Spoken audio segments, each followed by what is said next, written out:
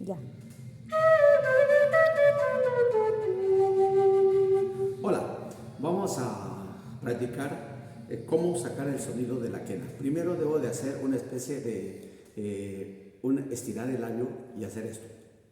Ahí, y con la lengua empujar hacia adelante, y luego esto lo voy a presentar en esta parte que se llama bisel. Y haciendo el bisel voy a buscar un sonido, voy a mover ahí.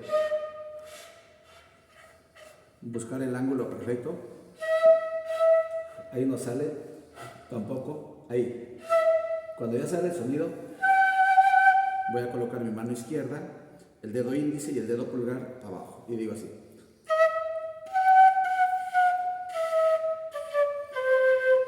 Para la mano izquierda, mano derecha.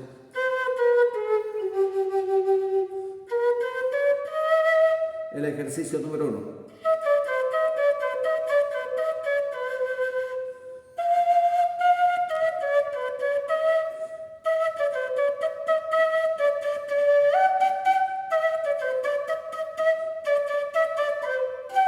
Mano izquierda, nada más.